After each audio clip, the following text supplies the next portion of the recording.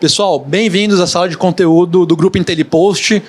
Essa aqui é a terceira temporada da nossa websérie Tecnologia para Entrega Perfeita. Sua websérie do Grupo IntelliPost. IntelliPost, que é o TMS líder de mercado, que tem como base 3 valores: aumentar a tua venda, reduzir o teu custo logístico e entregar para o cliente final uma experiência incrível. Estou hoje aqui com o Felipe Dell'Acqua e com o Luiz Ribeiro, 2 feras do e-commerce com uma história super longa. A gente está falando um pouco aqui no bastidor e vai ser muito legal essa conversa. Eu vou ficar aqui meio de coadjuvante hoje. Primeiro eu vou apresentar aqui o painel. Vamos falar do futuro das compras online. Está todo mundo discutindo isso aqui no e-commerce Brasil hoje. E esse futuro, cara, vem como, vem de que jeito, quais são as discussões, o que a gente já viu que deu certo, o que vai dar certo agora. É isso que a gente vai discutir com o Luiz e com o Dell'Acqua hoje. Vou pedir para vocês começarem se apresentando. Felipe Dell'Acqua, Chief Sales and Marketing Officer da Infracommerce. Felipe, pode se apresentar, por favor, aqui para quem não te conhece ainda? Boa. Pessoal, prazer. Sou empreendedor de mercado aí há 20 anos, empreendendo no mercado digital. Acabei de entrar agora na Infracommerce, um grande desafio, né? Um dos maiores players da América Latina de full commerce. E é um prazer estar aqui com vocês. Aí espero poder contribuir aí com todo o conteúdo, falar um pouquinho do futuro aí do e-commerce, o que a gente tem se planejado para atacar. Dell'Acqua, muito obrigado. Luiz, mais uma websérie aqui, acho que é a terceira, né, nessa temporada. Terceira. E rendendo conteúdo pra caramba. Pra quem pegou agora, você pode se apresentar, por favor? Claro, eu sou Luiz Paulo Ribeiro. A gente trabalhou junto, né? A gente tem uma história incrível aí. Desde desbravando, né, Felipe, a Primórdia lá atrás, vendendo Magento como SaaS, como tecnologia. Depois incorporados pela Vetex, ficamos na Vetex bastante tempo. Hoje eu estou como vice-presidente de vendas e parcerias do Grupo IntelliPost. E justamente nesse desafio de como é que a ponta inicial da compra, né, da jornada de compra como plataforma de e-commerce, a gente participou bastante. Eu resolvi também me desafiar um pouco para saber como é que entrega depois do botão comprar. Ah, legal. A gente falou bastante disso, né? Vou começar aqui uma pergunta para os dois, vou pedir para o Dell'Acqua responder primeiro, tá bom? E, cara, assim, dado o histórico que vocês têm e o tempo trabalhando junto e construindo e-commerce, fiquem à vontade para me interromper e para complementar.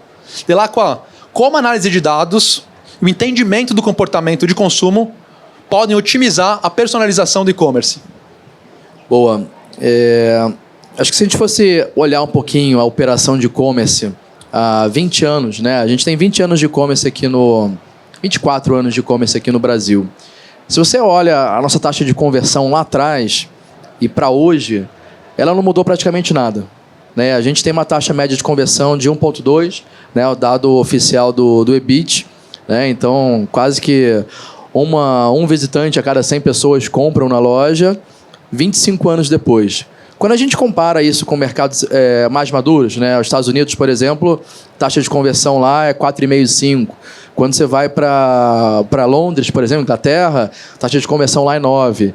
Quando você vai para a Ásia, a taxa de conversão lá já é 15, 20. E o Brasil continua ainda muito atrás da taxa de conversão. Muitos receios, né, questão de pagamento, de fraude, de aprovação, mas acho que mais do que isso é a jornada de compra, né? E aí quando a gente olha para o grande desafio que é rentabilizar o varejo hoje e o que a gente pode fazer como tecnologia, como serviço para poder criar experiências mais personalizadas, eu acho que aí que está o grande desafio, né? Como que a gente consegue dobrar, triplicar, quintuplicar a taxa de conversão de uma loja virtual adotando novas tecnologias focada em jornada, né?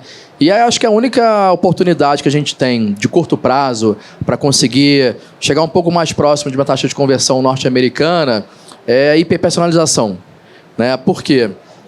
Quando a gente entra num website hoje, né, e a gente olha para as interfaces que existem, não mudou muito, né? Na prática, se você for pegar o site da Americanas há 10 anos atrás e você pegar hoje, ele é simplesmente mais bonito, né? Mas a usabilidade ela continua igual. Quando você vai para sites norte-americanos e asiáticos, você vê que eles são até mais confusos, mas eles têm muito conteúdo. Então o consumidor ele fica muito mais seguro de comprar com mais informação do que hoje no Brasil, que a gente ainda fala muito de compra por impulso. E por isso que a gente continua ainda com uma taxa de conversão super baixa e a gente tem uma amplitude muito grande de oferta de produtos sem nenhum tipo de segmentação, né? Quais são os grandes investimentos que você tem, por exemplo, numa Amazon e num AliExpress, por exemplo, que disponibilizam 200, 20 milhões de SKUs? Como que você consegue ofertar 20 milhões de SKUs para uma única pessoa?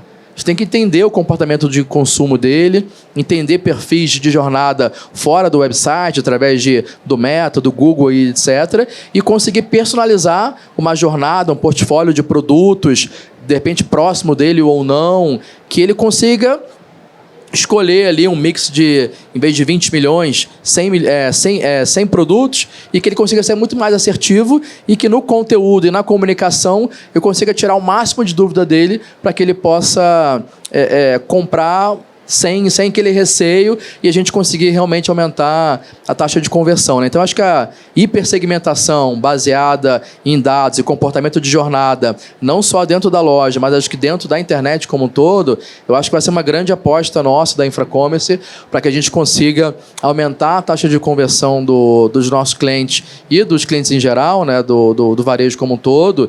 E qualquer esforço que a gente faça que ganhe 20%, 30% de aumento de taxa de conversão, são alguns milhões de reais que a gente tem de faturamento a mais pro varejo.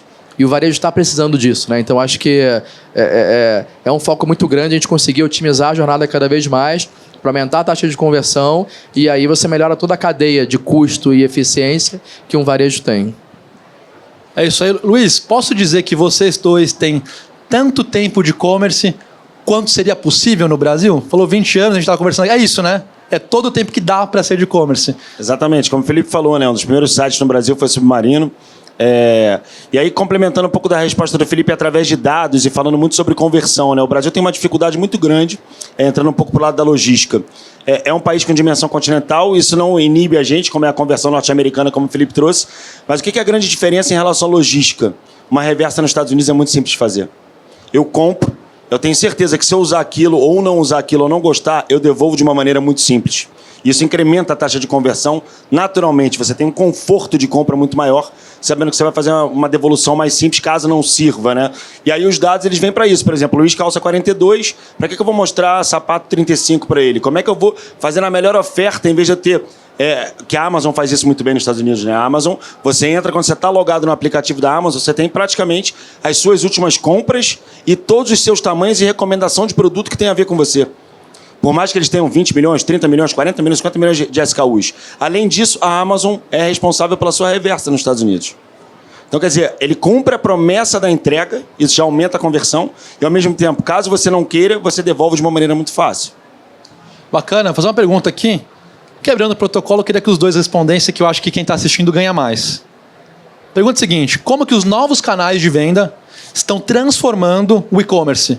E aí, essa é a primeira parte da pergunta, e a segunda parte, que eu acho que vocês vão conseguir trazer muita coisa para quem está vendo, é que dica que vocês dão para quem quer otimizar o e-commerce tendo em vista os novos canais? Boa. Quando a gente fala de novos canais, é muito tentador você olhar para outros mercados, né? Por exemplo, o cross-border. Pensa que, obviamente o Luiz falou aqui, né? A gente tem um país de território continental, né? E caro, né? Porque no final, para mandar... É até engraçado, né? Para mandar um produto hoje para o Amapá, ele é mais caro do que eu mandar para a Europa ou para os Estados Unidos, em alguns casos. Porque as rotas são mais difíceis também, né? E quando a gente fala um pouco de novos canais, eu gosto muito de incentivar o cross-border. Por quê? A gente tem uma moeda hoje que ela é pouco valorizada quando a gente compara hoje com dólar e com euro, né? A gente está falando aqui que o real hoje deve estar na faixa, o dólar deve estar na faixa ali dos 5,60, 5,70, né? Então a gente está falando que hoje $1 daria mais ou menos ali uns 15, 16 centavos.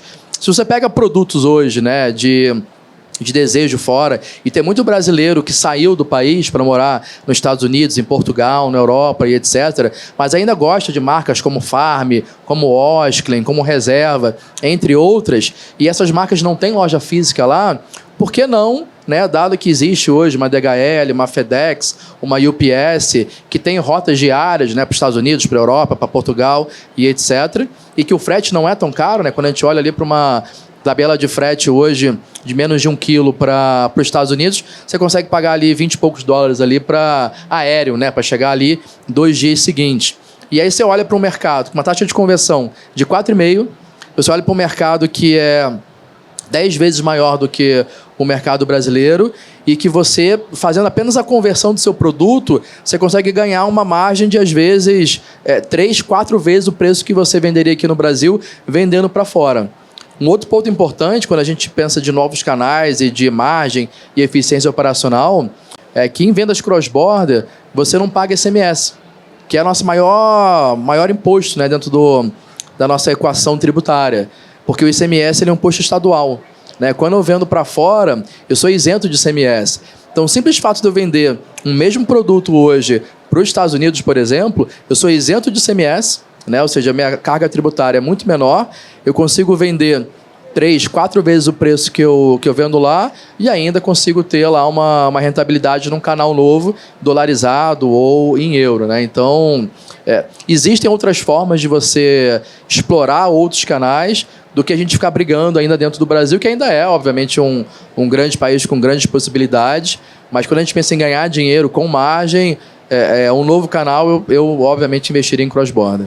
Bem bacana a tua visão, ganhar dinheiro com margem, né? E aí, Luiz? Exato, eu acho até que tem um case muito característico no Brasil, né? O brasileiro está acostumado a comprar Havaianas por R$30, R$35 e lá fora é $35. Assim, você troca de R$35 para $35 e a margem da Havaianas, e aí sim, né? Você vai pegando os dados através de resultado de busca, perfil de compra, número de compras, tudo isso, e aí você toma uma decisão. De repente você sai do cross-border para abrir um ponto físico, para ter um avanço de estoque. Eu lembro que a gente conversava com o aeroporto de Miami, lembra que fazia toda a parte de cross-docking já para quem faz cross-border é Brasil e Estados Unidos. Então o próprio aeroporto de Miami é um grande hub logístico de operação. Eles fazem toda a parte do desembaraço aduaneiro e entregam na ponta final através dessas transportadoras, como o Felipe falou. Eu acho que outros canais, né? A gente vem evoluindo bastante o e-commerce. A gente é de uma época que eu preciso ter um e-commerce, eu preciso ter um site, na verdade, não tinha tanto esse perfil de compra. Eu costumo brincar, tanto a mãe dele quanto a minha era a rainha da Polishop, a do Televendas, todos os produtos na televisão ligava para comprar. Então, como é que esse perfil muda, né? Hoje a Ana Clara tem 18 anos, a Maria Antônia, minha filha, com 15. Cara, se o site demora muito para carregar, bounce rate. Como é que tem um atendimento melhor via um outro canal, por exemplo, um WhatsApp? Os filhos do Felipe, Kaique e Arthur, cara, são pequenos também, são super ansiosos numa compra, né? Como é que eles... Em dois cliques já estão mexendo no YouTube, já estão botando vídeo, já estão fazendo aquilo. Quer dizer, a criança de hoje ela já nasce digitalizada. Então, quer dizer, como é que você adequa todos os canais de venda para onde o seu consumidor quiser comprar? Então, quer dizer, hoje você tem muito touch point, muito simples de ser feito com o seu consumidor, e aí sim, você tem que tomar cuidado para não ser muito invasivo. Ninguém gosta de receber uma mensagem de WhatsApp te oferecendo uma compra, sendo que você não quer comprar. Hoje a gente tem aquele bloqueio, por exemplo, 0300 bate no celular, eu acho que ninguém aqui atende. Todo mundo sabe que é alguma telco tentando te vender alguma coisa que você não quer comprar. Então, como é que você vai tendo... E isso é custo. Como o Felipe falou, é bastante custo. Você está gastando um call center para ligar para as pessoas. Então, como é que você faz, através dos dados, as melhores ativações que você tem e com os dados você toma as decisões em cima de custo e eficiência? Deixa eu pegar um gancho aqui que o Luiz falou e lembrou uma situação que aconteceu comigo há 2 semanas atrás. O Mercado Livre, né, um grande player aí do mercado, ele conseguiu criar uma marca tão grande pela eficiência logística dele que isso transcende gerações, né? E aí, como o Luiz falou, eu tenho 2 meninos, um de 7 e um de 8 anos, e eu sou consumidor assíduo do Mercado Livre. E o Mercado Livre entrega aqui em São Paulo, às vezes no mesmo dia ou no dia seguinte.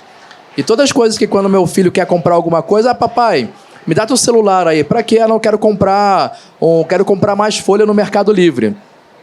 Ele já tem isso na mente, né? Que não é, vamos ali na papelaria comprar uma resma de papel. Não, vamos comprar porque aí quando eu chegar do colégio já está aqui em casa e eu já vou desenhar. Já virou parte do padrão deles de comportamento de consumo que o Mercado Livre entrega rápido e ele pode garantir. E aí um outro ponto, né, falando de canal que você comentou, a gente tem Alexa em casa, né? E criança adora cantar e dançar, né? É muito normal. Então eles acordam, vão lá para a sala, a gente tem uma Alexa lá na sala, e Alexa, toca a música tal.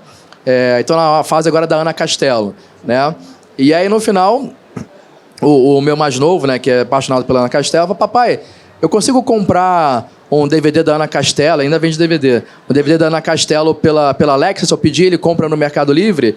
E durante, acho que, sei lá, uns 2 anos atrás, né, começou-se um processo de que o voice commerce, né, através desses gadgets, vão começar a influenciar uma nova geração a comprar por voz, que talvez não aconteceu, mas eu acho que a geração dos meus filhos, né, quando eles tiverem lá seus 16, 17 anos, começarem a ter cartão de crédito, eles vão cobrar dos varejos para poder comprar via voice commerce, porque eles nasceram com isso. Eles nasceram fazendo dever de casa, perguntando para a Alexa quanto que é 6 mais 4. Né? A Alexa virou o segundo, vamos dizer, uma funcionária dentro de casa, né? Onde eles podem, me conta uma piada, toca uma música, desliga a luz. E no final compra uma resma de papel para poder mandar, porque já tem lá os dados do cartão de crédito lá do meu pai, e já tem lá meu endereço, e acho que esse outro canal, por a gente pensa num futuro, e um futuro de, sei lá, 4, 5 anos para frente,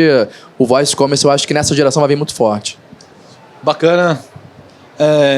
Vou passar para uma próxima pergunta aqui que a gente consegue explorar bastante, e assim, entre a gente dá para fazer muita pergunta aqui que eu sei que tem conteúdo. Como as marcas D2C, quer dizer, Direct to Consumer, podem utilizar os dados e análise para melhorar a tomada de decisões estratégicas nos negócios. Então, estamos falando de D2C, Direct to Consumer, que é quando uma indústria vende direto para o consumidor sem passar pelos intermediários. Queria que os dois respondessem também, que acho que vai ser bem legal. Perfeito. Eu vou começar só levantando a bola para ele. Ele é especialista em infra-commerce, é uma das pioneiras, mas é o que a gente já viveu, né, e que a gente vem enfrentando. Lá atrás tinha muito receio do conflito de canal, né? Então, como é que eu não posso disputar com o varejista que me compra, e era muito no sell-in, sell-out ali do negócio em si, né? O trade assim, muito forte. E isso já mudou bastante, né? Eu lembro que um dos primeiros sites que a gente lançou pela Vetex no D2C, a indústria, e eu não vou dizer o nome aqui, mas a indústria ela falava assim: meu preço tem que ser acima do da Americanas, do Ponto Frio na época não era ainda o Mercado Livre, né? Mas era Americanas e Ponto Frio. E eles começaram a ter um retorno, o quanto o cliente queria se relacionar com a marca direto. Então, mesmo com preço maior, ele estava ferindo um canal. E aí, dali surgiu um grande marketplace dessa indústria. Acho que as pessoas já vão pescar quem é essa indústria. Um grande marketplace que hoje é um dos top 10 marketplaces do Brasil. Então, quer dizer, todo esse receio, ele mudou. A indústria sempre esteve atrás dos grandes dados, que o varejo tem isso muito fácil. Agora, como trabalhar melhor esses dados? Então, quer dizer, é uma experiência, é um caminho que começou lá atrás, 2012, 2013, do D2C. Obviamente, sempre tem os pioneiros, né, que tomam mais risco e acabam gastando um pouco mais com isso, mas se posicionam nesse pioneirismo como um grande consolidador de mercado. Eu acho que a Infracommerce é a maior especialista em D2C do Brasil, e eu vou levantar essa bola para o Felipe. E é engraçado isso que o Luiz comentou, né, que pegar uns 8 anos atrás, quando a indústria começou a ir direto para o consumidor, ela ia muito no sentido de preciso ter um canal digital para poder balizar o preço. O mindset era esse, não existia outro. Né? E aí eles começaram a entender que o consumidor queria se relacionar com a indústria direto, não queria mais se relacionar através de varejistas ou distribuidores. Só que ainda era um percentual do faturamento insignificante.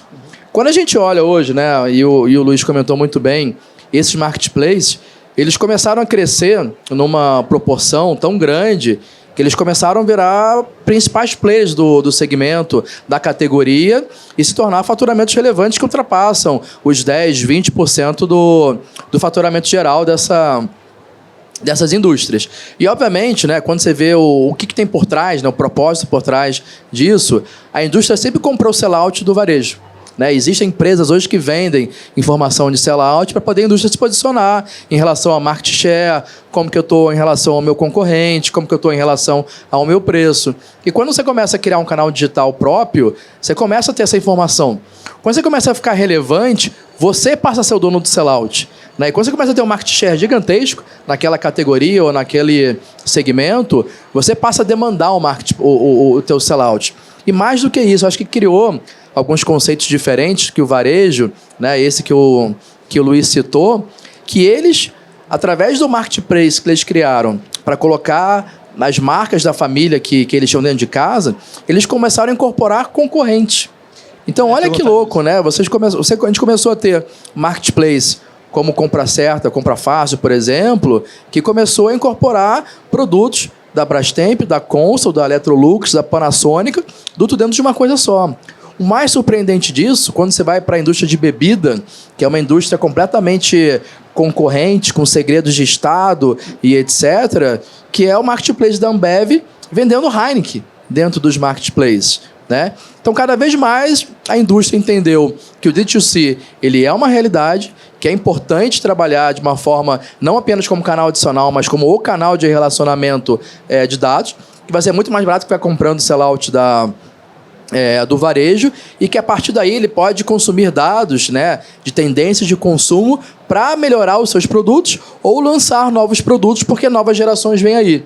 Né? Você vê, por exemplo, a Ambev sofrendo um pouco em relação ao consumo alcoólico e a refrigerante, porque a nova geração, né, a geração dos nossos filhos, já não consomem tanto refrigerante e bebida alcoólica. Né? Eles vão mais para coisas mais sintéticas, né, para poder se divertir, e o refrigerante já passou a ser uma coisa que a nossa geração consumia muito e os nossos filhos já não consomem mais. Então, como que ele vai encontrar produtos que não é pesquisa de mercado para poder entender o comportamento do consumidor dessa nova geração para desenvolver novos produtos para não perder market share daqui a 5, 10, 15 anos? Porque você não pode, numa corporação gigante como essa, preparar hoje para reagir amanhã. Você está fazendo alguma coisa para poder reagir daqui a 3, 5, 10 anos.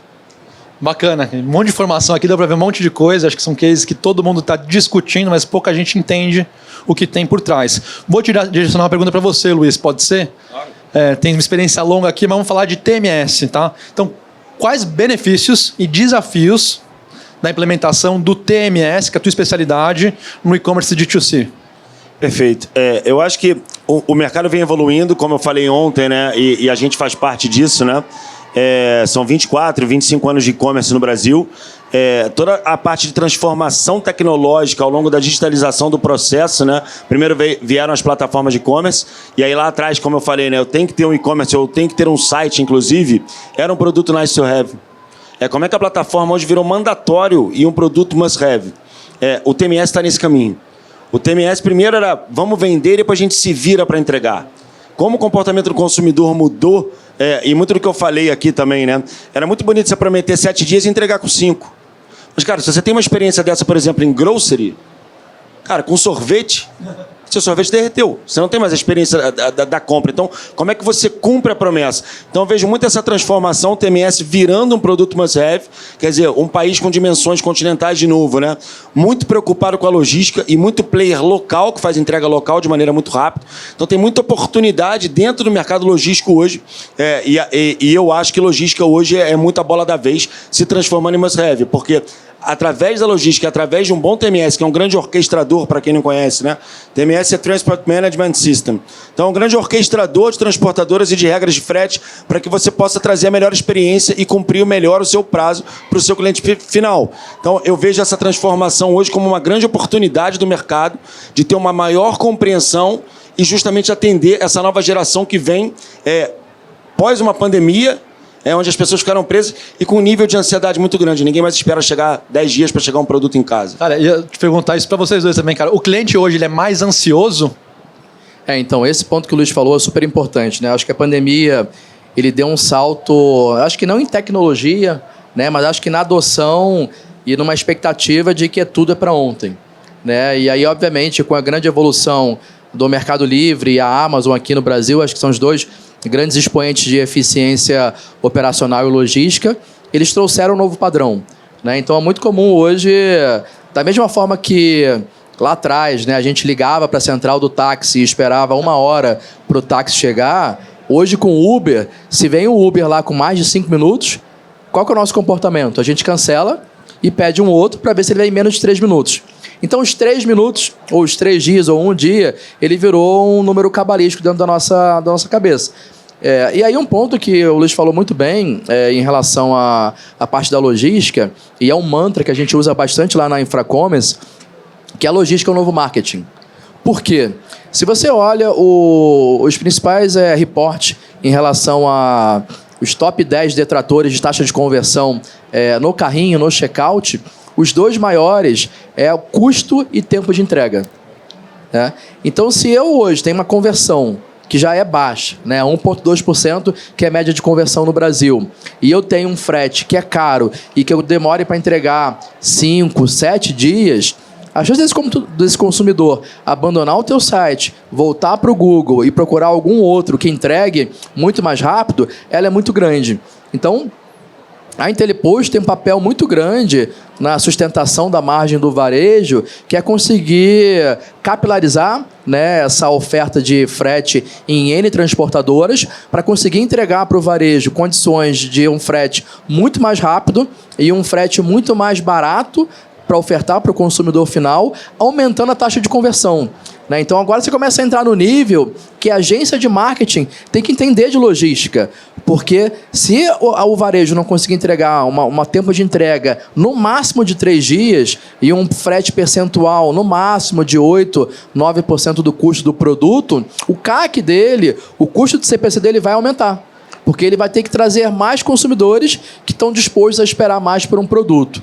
Né? Então, cada vez mais a necessidade de ter profissionais com uma visão muito mais holística e não mais uma visão só de logística ou só de marketing passa a ser cada vez mais importante. Né? E aí o momento do nosso varejo passa por um amadurecimento muito grande de ter uma visão muito mais holística do nosso negócio para poder melhorar a nossa margem, aumentar a taxa de conversão e reduzir o custo de aquisição de cliente que cada vez está mais alto, né, com a inflação aí dos cliques de Google e de Facebook. Bacana, um monte de conceito aqui. Estamos chegando no final e queria rodar uma pergunta aqui final, que eu acho que é bem longa e dá para explorar bastante, e quem está assistindo aqui conosco vai aprender bastante na resposta aqui. Seguinte, qual que é a relevância dos canais digitais para o D2C na indústria? Passamos sobre isso, mas vamos explorar exatamente esse ponto agora. Perfeito. Eu acho que a indústria ela se reinventou, né, ao longo do ano. A gente falou muito de Mercado Livre aqui, né? Parece que é fácil o Mercado Livre entregar no CMD hoje, e o Mercado Livre é um dos poucos que cumpre a promessa de entrega, né? Hoje ele cumpre 100% a promessa de entrega. Ele fala que ele vai te entregar no sábado, ele vai tocar tua campainha às 9 horas da noite no sábado, mas ele vai te entregar no sábado. Mas é uma preparação do Mercado Livre que vem desde 2015. Quando a Amazon anunciou que estava vindo para o Brasil, o Mercado Livre já se preparou e já começou a fazer as microagências do Mercado Livre, espalhar e estender estoque. Eu acho que, aliado a isso, nesse mesmo movimento, a indústria entendeu que precisava se reinventar. Nesse momento que a indústria entende que precisava se reinventar, muito do que o Felipe falou, é deixar de comprar o sellout na ponta, e aí vamos falar, por exemplo, de indústria farmacêutica, isso é muito forte. Até para saber como você posiciona o seu medicamento ou o seu cosmético nas gôndolas, né? E ela passou a querer ter o dado, como é que eu manipulo o meu próprio dado e como é que com o meu próprio dado eu tenho conhecimento do meu cliente final. Então, acho que isso virou tão mandatório que hoje falar de D2C como se fosse algo tão distante, eu vejo que é muito mais próximo. Né? Hoje você vê as grandes indústrias, não só com os seus próprios sites, com os seus próprios canais digitais, com os seus próprios televendas e atendimento personalizado até para impulso de compra, como as indústrias sendo as maiores participantes em percentual de GMV dentro dos grandes marketplaces. Então você vê uma reinvenção completa do D2C e a indústria puxando isso muito forte. Então fica um pouco desse hiato entre a indústria e o varejo. E no final do dia, quem se beneficia é o consumidor. Muito legal, né? A transformação. E alguém falou isso mais cedo. O e-commerce não é uma jornada que chega em algum lugar. É uma jornada de ida para sempre, né? Exato. A gente chama muito de evolução contínua. Né? E pegando um pouco do gancho dessa última pergunta, né? Eu tento voltar um pouquinho sempre no cenário, né? A indústria...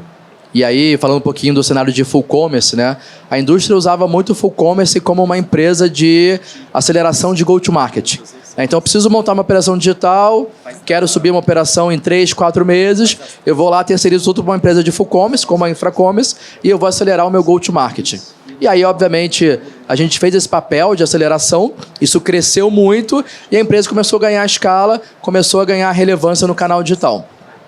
E aí, quando a gente olha um pouco para varejo, né, e para o canal digital, como a gente faz uma analogia com o cenário macroeconômico, né? A economia, ela vive em ciclos e com crises, né? Então, você cresce, tem a crise, aí cai tudo e volta de novo. O que tem acontecido com a indústria hoje, que tem ido diretamente para o consumidor de uma forma própria, ela chegou no momento onde ela cresceu muito, né, igual ao ciclo econômico, ela cresceu muito e ela começou a ter problemas de escala. Problemas de escala no atendimento, de escala logística e de custo. E isso começa a ficar muito caro. E aí ela começa a diminuir um pouco a aceleração do canal digital dela para poder equalizar o custo dela e voltar a crescer. Aonde que a Infracommerce entra um pouco nessa relevância da aceleração do canal digital? Justamente entregando escala e entregando margem para a indústria para ela continuar crescendo. E como que a gente faz isso? A gente não faz isso sozinho, né? No final, a Infracommerce é um grande orquestrador de serviços e de plataformas, assim como a IntelliPost é uma orquestradora de transportadoras, a gente incorpora o serviço da IntelliPost dentro do nosso serviço, oferecendo um armazém onde consigo entregar para a indústria em D0, disponibilizar aquele produto no mesmo dia para a transportadora e conseguindo oferecer a maior capilaridade de transporte dentro do menor custo e do menor prazo, e tendo essa transparência, né, de rastreabilidade, mensageria proativa, para que ele consiga manter um grau de confiança e um alinhamento de expectativa com o consumidor, utilizando as melhores tecnologias disponíveis do mercado, aliado a um serviço de qualidade para poder transcender essa experiência para o consumidor final, aumentando a fidelização e, aí, consequentemente, reduzindo o custo de aquisição, porque ele vai passar a confiar mais naquela marca e comprar mais direto com ela. Bacana. Eu falei que era a última pergunta, eu menti, tá? A produção pediu aqui para eu render mais um tema que eu acho que é legal. Sei que vocês estão ansiosos aqui. Posso mandar bala? Dá? E aí queria que os dois respondessem também. Você falou um pouco de orquestração, você também. A pergunta aqui é a seguinte: como que a orquestração logística ajuda o e-commerce a personalizar a jornada de compra dos clientes? Perfeito. É muito uma cultura, né, que o próprio ecossistema de e-commerce criou ao longo do tempo, né? E a gente vem de uma cultura muito forte assim, né? A concorrência entre as próprias transportadoras, concorrência é sempre benéfica para o consumidor, porque um vai levantando a barra do outro. E aí, do momento que eu tenho um software onde eu vou pegando o melhor de cada um, no que cada um daqueles é melhor, é aquela famosa frase que a gente viveu muito, né? Concorrentes sim, inimigos nunca. Porque, cara, você aprende muito com o seu concorrente. Não é você olhar para o lado, você está sempre olhando para frente. Mas, cara, o que eu consigo organizar em relação a aprendizados que eu já vi que as pessoas erraram, que empresas erraram, e como é que eu antecipo isso para não ter o mesmo tipo de erro? Então, quer dizer, você às vezes não é o pioneiro, mas a parte de orquestração, né? Hoje a plataforma de e-commerce é um grande orquestrador. É um grande orquestrador de clientes versus oferta de compra. A IntelliPost ela se propõe a ser o grande orquestrador das melhores regras de frete possíveis com as melhores transportadoras para cumprirem os prazos de entrega. Então, desde negociação de contrato, a própria parte de transformação, que eu acho que é o principal ponto, né? Logística sempre foi muito olhada nas companhias como custo, puro custo. E hoje a gente vê que não, a gente está transformando logística em negócio. Logística virou oportunidade de fidelizar cliente, virou oportunidade de incremento de conversão. Felipe trouxe um dado aqui muito legal sobre o carrinho abandonado. 70% é por culpa de frete. Do frete não ser assertivo, quer dizer, se você tem a cada 100 clientes, um compra, e você tem 70% desses 100 que abandonam por conta de frete, tem alguma coisa errada que você consegue orquestrar e calibrar. Então, eu acho que esse é um caminho, e aí, de novo, né, meio que um caminho sem volta, e por isso eu acredito muito que o TMS está se tornando um produto must-have. Bacana. Finaliza com você, Fê. Olha que interessante. Ontem, aqui no evento, eu tive conversando com um varejo de calçados, e ele é o exemplo claro da sua pergunta. Tá? Qual que era o cenário dele? O cenário dele ele é um varejo de calçados, que tem mais de 100 lojas espalhadas pelo Brasil, e ele faz o Ship from Store. Né? E aí eu falei, cara, estou finalizando isso, quero migrar 100% para o CD e quero mandar tudo por lá. Deixa eu entender por que você quer fazer isso, dado que você tem 100 lojas e você tem uma grande vantagem perante players que não tem essa capilaridade de loja física que você tem. Cara, porque hoje eu uso o estoque da loja física e aí eu tenho uma curiosidade muito baixa, tem muito problema de ruptura, mas mais do que isso, eu só utilizo correios. E aí, mesmo ele captando na minha loja, ele demora 3 a 4 dias para poder entregar para o consumidor que está a 5 quilômetros de uma loja física. E eu não consigo entender o porquê dessa morosidade dos correios. E, obviamente, eu expliquei para ele, né? Falei, cara, o Correios, ele vai pegar uma franquia próxima, vai coletar na sua loja, vai levar para um hub fora de São Paulo, lá vai ser separado, distribuído, para depois mandar para lá. Então ele vai passar por 4 centros de distribuições do Correios para mandar para o consumidor do teu lado. Por que você não usa uma log, um motoboy, alguma transportadora que pega na sua loja e entrega direto para o consumidor? Porque a gente não conseguiu implementar isso dentro da plataforma de e-commerce. A gente tem loja em locais onde a log não atende, então a gente não conseguiu equalizar uma equação. E a orquestração, na verdade, é isso. Né? É você reduzir a complexidade de um cenário onde você tem N lojas, em N localidades, e que você vai ter transportadores que vão atender uma região de São Paulo e outras não, que vão atender ali região do centro-oeste do Brasil, do nordeste, do sudeste, num software que vai te dar escala, mas que vai te dar eficiência operacional e financeira, né? Que é, se o pedido é para uma loja da Zona Sul de São Paulo, lá eu vou mandar uma log que vai pegar no motoboy, vai pegar e vai entregar em 3 horas. Se for uma entrega que eu vou mandar para o centro-oeste do país e eu não tenho nenhuma loja com estoque lá, eu vou mandar do CD. Eu já não estou mandando da loja. E se eu tiver, por exemplo, uma loja que eu vou mandar, que eu estou em Fortaleza e tem um cliente lá, eu vou pegar uma transportadora local de Fortaleza que eu vou pegar lá e vou mandar lá. Então, a orquestração nada mais é do que eficiência operacional aliada a processo e tecnologia de ponta.